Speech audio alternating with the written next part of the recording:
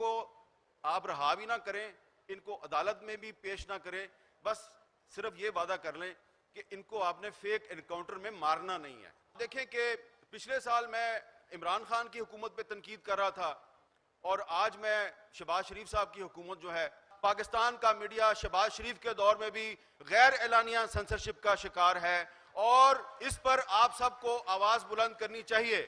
کیونکہ میں بار بار کہہ رہا ہوں, صرف حکومت تبدیل ہوئی ہے, میڈیا کے حالات تبدیل نہیں ہوئے, یہ پارلیمنٹ کے حالات بھی تبدیل نہیں ہوئے, کہ منہ پہ زور کا تھپڑ پڑا ہے. یہ سارے جو وزیر ہیں نا ہمارے اس حکومت کے, اس لسٹ میں جو ایک معصوم سا شاعر تھا, ایک پوئٹ, پوئٹ, اس کو نکال کر مار کے اس کی لاش پھینک دی. یہ انہوں نے, وہ کہتے ہیں جی ہم نے دہشت گرد مارا. آپ نے دہشت گرد نہیں مارا, آپ نے اعظم نذیر تارڑ اور رانا ثناءاللہ اور ان سب لوگ جو پارلیمانی کمیٹی میں, ان کے منہ پہ آپ نے زور کا تھپڑ مارا ہے. اور آپ کو شرم آنی چاہیے یہ تھپڑ مار کے, کہ آپ کہتے ہیں یہ جو شاعر تھا یہ دہشت گرد تھا. دہشت گرد وہ ہے جو پاکستان کا آئین توڑتا ہے. چل تو پھر آپ میں اور دہشت گرد میں فرق کیا ہے؟ دہشت گرد بھی پاکستان کا قانون توڑتا ہے, آپ بھی پاکستان کا قانون توڑتے ہیں. یہ بات ہم پاکستان کے میڈیا پہ نہیں کہہ سکتے. جب یہ بات منظور پشتین کہتا ہے تو کہتے ہیں یہ بھی دہشت گرد ہے. تو اگر یہ دہشت گرد ہے تو پھر آپ اور میں, ہم سارے دہشت گرد ہیں. السلام علیکم ناظرین کرام, آپ کو مکمل ویڈیو دکھاتے ہیں. احمد میر نے پورے ملک میں قرا مچا کے رکھ دیا. ایسی خبر دے دی کہ پورا ملک حیران رہ گیا. آپ جانتے ہیں کہ عمران خان کی صحت کے متعلق کچھ خبریں سامنے آ رہی تھی کہ ان کی آنکھ کا مسئلہ بن چکا ہے. احمد میر نے کہا کہ کل رات کو عمران خان کو پیمز اسپتال لایا گیا, ان کا باقاعدہ چیک اپ ہوا, ان کا علاج ہوا, اور اس کے بعد دوبارہ ان کو وہیں شفٹ کر دیا. آپ یہ ویڈیو دیکھیے, پھر اس پر بات کرتے ہیں. سینٹ کے ممبر ہیں, یہ سپریم کورٹ بار ایسوسی ایشن کے سابق صدر ہیں. انہوں نے اور اعظم نذیر تارڑ صاحب نے مل کر ایک کوشش کی, اور پارلیمنٹ کی جو کمیٹی ہے فار انفورس ڈسپیرینسز, جو لاپتہ افراد پہ کمیٹی ہے, اس کے مذاکرات کروائے, جو انہوں نے کوئٹہ میں دھرنا دیا ہوا تھا, اور وہ دھرنا ختم کرایا. اور ان بیچاروں نے صرف ان کو 50 لوگوں کی ایک لسٹ دی کہ ان لوگوں کو آپ رہا بھی نہ کریں, ان کو عدالت میں بھی پیش نہ کریں, بس صرف یہ وعدہ کر لیں کہ ان کو آپ نے فیک انکاؤنٹر میں مارنا نہیں ہے. تو انہوں نے وہ لسٹ ان سے لی, اور ان مظلوم لوگوں نے اپنا دھرنا کوئٹہ میں ختم کر دیا. اس کے بعد آپ جانتے ہیں کیا ہوا؟ ان کے منہ پہ زور کا تھپڑ پڑا ہے. یہ سارے جو وزیر ہیں نا ہمارے اس حکومت کے, اس لسٹ میں جو ایک معصوم سا شاعر تھا, ایک پوئٹ, پوئٹ, اس کو نکال کر مار کے اس کی لاش پھینک دی. یہ انہوں نے, وہ کہتے ہیں جی ہم نے دہشت گرد مارا. آپ نے دہشت گرد نہیں مارا, آپ نے اعظم نذیر تارڑ اور رانا ثناءاللہ اور ان سب لوگ جو پارلیمانی کمیٹی میں, ان کے منہ پہ آپ نے زور کا تھپڑ مارا ہے.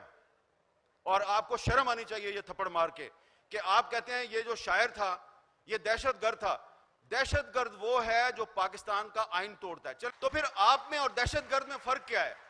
دہشت گرد بھی پاکستان کا قانون توڑتا ہے, آپ بھی پاکستان کا قانون توڑتے ہیں. یہ بات ہم پاکستان کے میڈیا پہ نہیں کہہ سکتے. جب یہ بات منظور پشتین کہتا ہے تو کہتے ہیں یہ بھی دہشت گرد ہے. تو اگر یہ دہشت گرد ہے تو پھر آپ اور میں, ہم سارے دہشت گرد ہیں. مان لیا کہ وہ دہشت گرد تھا. دیکھیں فرق کیا ہے, کہ ایک طرف ہماری حکومت جو ہے, اس کی جو ترجمان ہے انفارمیشن منسٹر صاحبہ, وہ ان صحافیوں کو صحافی ماننے کے لیے تیار نہیں ہے جن پر آج کل پابندی ہے. تو دوسری طرف جو عمران خان صاحب ہیں, وہ کہتے ہیں وہ سلیم صافی جو ہے وہ سلیم صافی نہیں, وہ سلیم لفافی ہے. اور غریدہ فاروقی صاحبہ, ان کے بارے میں کتنی قابل اعتراض زبان استعمال کی. دونوں میں کوئی فرق نہیں ہے.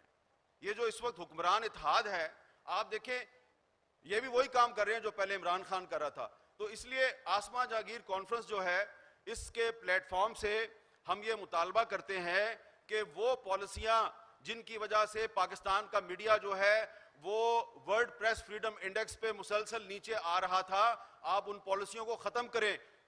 یہ مطالبہ ہم اس لیے کر رہے ہیں کہ آپ ان پالیسیوں کو آگے بڑھا رہے ہیں, اور آپ کو اس میں کوئی نہ ندامت ہے نہ شرم ہے, بلکہ آپ کہتے ہیں کہ ہمارے ملک میں تو پاکستان کا میڈیا آزاد ہو گیا ہے, عمران خان کے دور میں میڈیا آزاد نہیں تھا.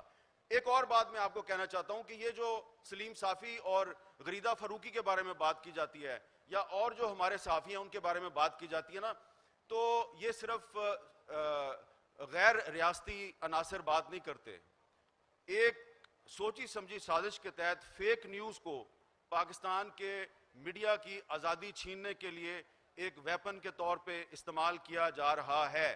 Some state institutions are using fake news to subvert the media freedom in Pakistan.